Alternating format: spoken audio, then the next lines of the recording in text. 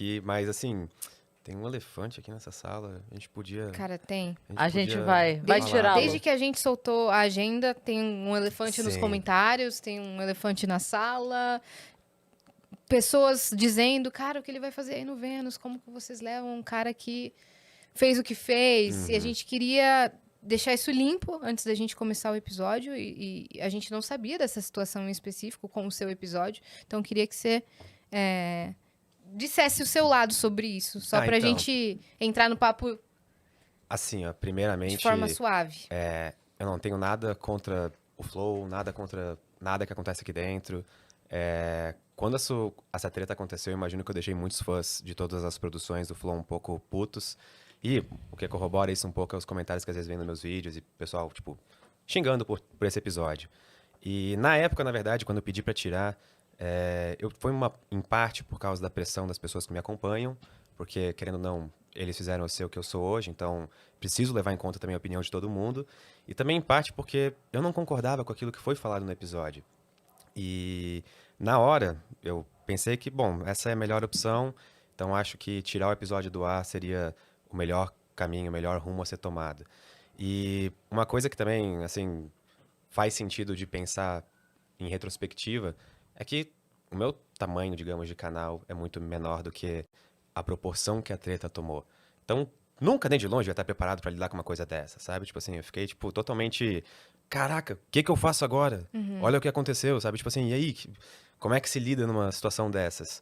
E foi por isso que naquela época eu pedi pra tirar o Flow do ar. Então, tipo assim, eu sempre tentei mostrar coerência quando as pessoas perguntavam sobre esse assunto e mostrar que eu não tô, tipo, tentando seguir um efeito manada ou alguma coisa na internet. Inclusive, acho que foi foda o que o YouTube fez de desmonetizar por tanto tempo, tipo, os estúdios Flow como um todo. Então, assim, se alguém continuar me odiando depois disso, eu não, assim, não tenho o que fazer, assim, sabe? Tipo, eu de verdade tento mostrar coerência, não tô tentando, tipo, arranjar briga com ninguém, nem treta com ninguém, nem nada do tipo. Então, é isso. O elefante sai da sala? Deu saiu um pouquinho. Acho que veio um pouco também porque não foi só pedir pra tirar o episódio, né? Foi todas as coisas que foram ditas e Publicamente, meio que né? fomentando a situação, sabe? Acho que teve muito disso também. Assim, eu tive muita cautela na hora que eu fiz um tweet. Meu único pronunciamento sobre isso, na verdade, foi um tweet. E eu tive muita cautela na hora de escrever o tweet, porque eu percebi que estava sendo tomada uma situação de linchamento virtual, sabe? Tipo, as coisas saíram na proporção naquela vez. Foi, tipo, uma coisa bizarra. E quando eu fiz o tweet, eu tentei tomar cuidado pra, tipo, deixar bem claro ao que eu estava me dirigindo quando eu pedi a remoção do episódio. E realmente, tipo, naquela época, o discurso que foi feito, eu tentei, tipo... Eu sou um history buff, eu adoro ler sobre a Segunda Guerra Mundial. E, pô, todas as atrocidades que aconteceram na Segunda Guerra Mundial sempre mexeram com um lado muito, muito íntimo, assim, muito sentimental meu, coisa do tipo. Então, no tweet que eu fiz pedindo pra remover o episódio do ar, eu lembro que eu falei que, ó, eu só espero que, tipo assim, a gente sempre use a história como um lembrete de o que não fazer no futuro. Então, desde aquela época, por exemplo, eu não tentei diretamente, sei lá, jogar lenha na fogueira ou coisa do tipo. Tanto é que esse foi meu único pronunciamento, desde então. Esse é o segundo. Entendi. Tá Você quer certo. perguntar mais alguma coisa? Sobre isso, acho que tá esclarecido. Naquele momento, sob pressão do público, o melhor que você achou que tivesse a fazer seria se pronunciar publicamente, né? Você acha que você teria a mesma reação se não fosse pego de surpresa? Tipo, pensando um pouco melhor. Uma semana depois. Assim, ó, eu acho que eu vou ser bem chato agora e dizer que eu não sei responder essa pergunta. Porque analisando friamente, eu vejo dois lados. Primeiro, o discurso que foi feito naquele episódio era uma coisa que eu não concordava pessoalmente. Não Pedro Lô Ciência todo dia. Pedro Lô pessoa, que todo dia vai dormir com a sua própria consciência no travesseiro. E, tipo assim, da mesma maneira que quando um amigo meu faz um comentário que eu não gosto, eu meio que, tipo, fico assim, sabe, não quero, tipo, estar tão próximo dessa pessoa. Naquela época eu fiquei meio com essa sensação. Só que da mesma maneira, o episódio em que eu participei, ele é um episódio de ciência, sabe? É um episódio de ciência e tecnologia, não tem nada disso sendo falado naquele episódio. Sim. Então, pensando por essa ótica, o episódio poderia estar no ar. Tipo, não tem nada a ver. certeza. É a divulgação de ciência, sabe?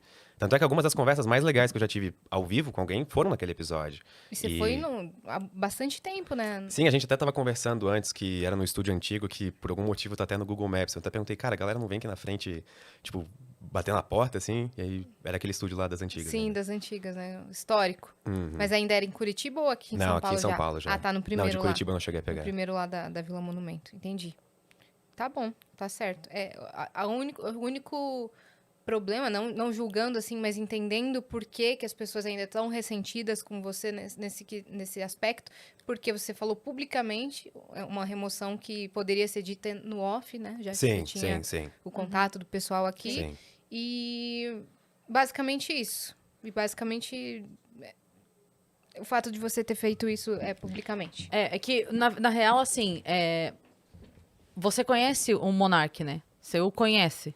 Você o Assim, conheceu, sim, bateu eu- papo com ele. Participei do podcast. E eu acho que é óbvio pra todo mundo que ele não é nazista, né? Ele não é nazista. Então, ninguém acha que ele seja. Então, acho que teve uma questão ali só de... quando se pede pra tirar o episódio, meio que parece que, ok, então eu acho. Sabe? Então eu acho que sim. Então eu acho que é. Então eu concordo com quem tá dizendo que ele é. E aí fica meio... quem gosta dele e sabe o cara que ele é, olha e fala assim, porra, mas ele não é essa pessoa.